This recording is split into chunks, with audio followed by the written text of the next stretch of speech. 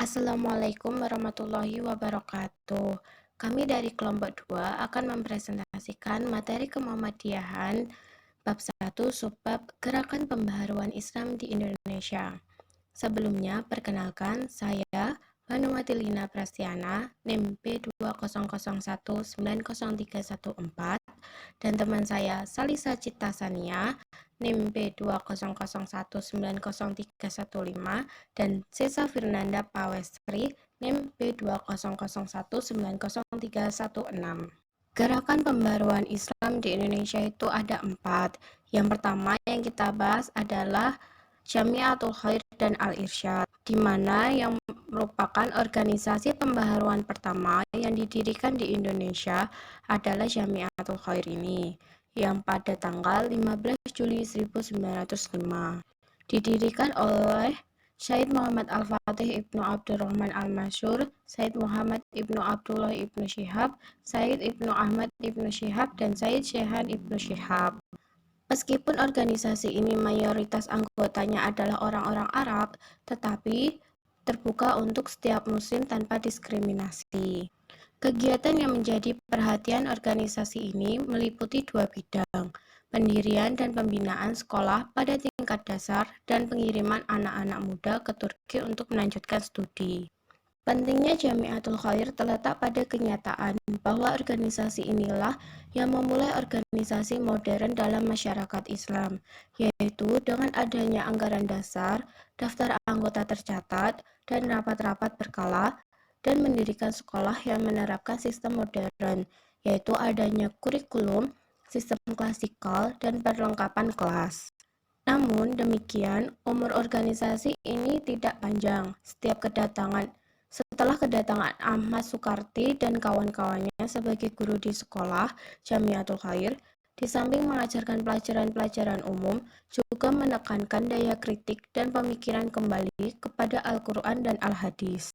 Mereka memperkenalkan ide-ide mengenai persamaan sesama muslim.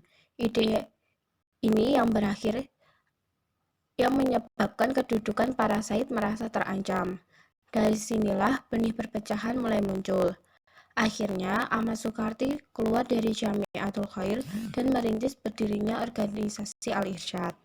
Al-Irsyad sendiri merupakan organisasi Islam yang secara resmi menekankan perhatian pada bidang pendidikan, terutama pada masyarakat Arab. Meskipun anggotanya ada dari non-Arab, secara lebih luas, sikap dan tujuan organisasi ini adalah menjalankan dengan sungguh-sungguh agama Islam sebagaimana ditetapkan Al-Quran dan Sunnah, memajukan hidup dan kehidupan secara Islam dalam arti kata luas dan dalam, dan membantu menghidupkan semangat untuk bekerja sama di antara berbagai golongan dalam setiap kepentingan bersama. Al-Irsyad sendiri berjasa dalam mendirikan banyak lembaga sekolah dari tingkat dasar hingga sekolah guru. Ada juga sekolah takhasus dengan spesialisasi dalam bidang agama, pendidikan, atau bahasa.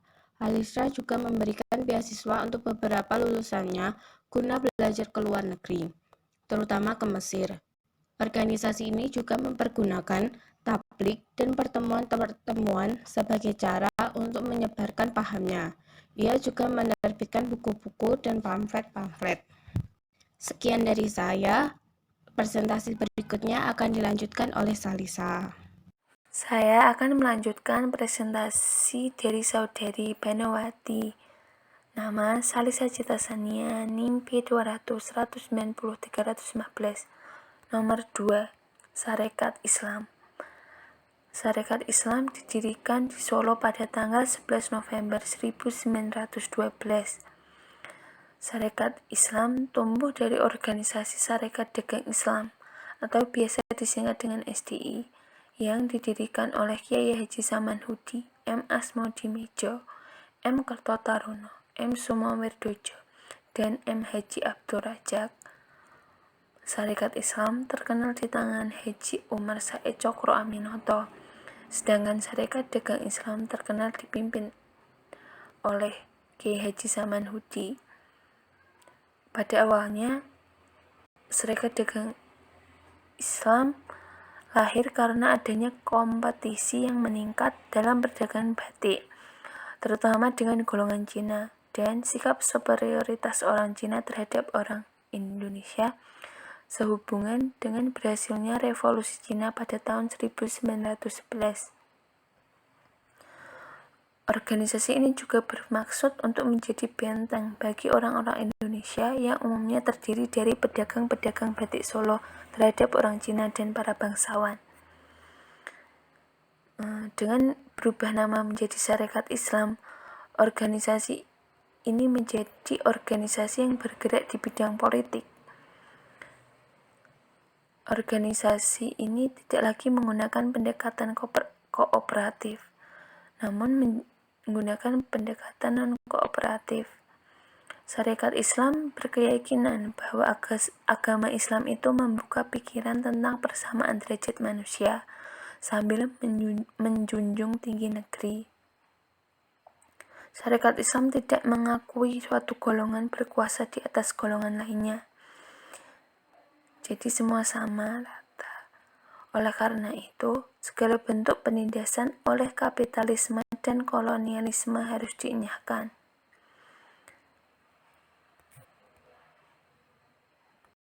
Sarekat Islam menuntut perbaikan rakyat di bidang agraria dan pertanian dengan menghapuskan undang-undang kolonial tentang kepemilikan tanah. Pajak-pajak hendaknya ditarik secara proporsional.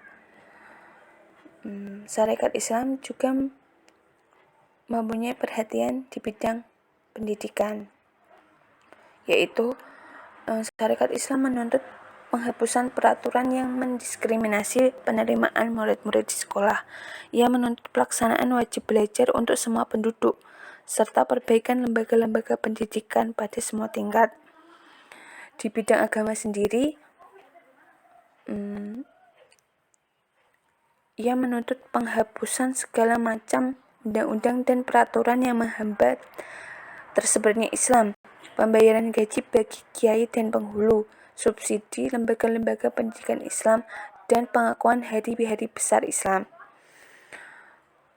Meskipun tidak begitu terdengar gaungnya dalam perjalanan sejarah, tetapi Sarekat Islam telah memberikan kontribusi dalam perjuangan politik bangsa Indonesia.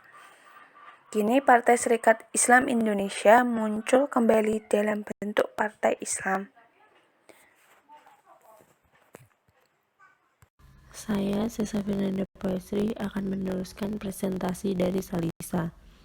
Persatuan Islam. Persatuan Islam atau Persis didirikan di Bandung 17 September 1923 oleh K.H. Zamzam, seorang ulama asal Palembang.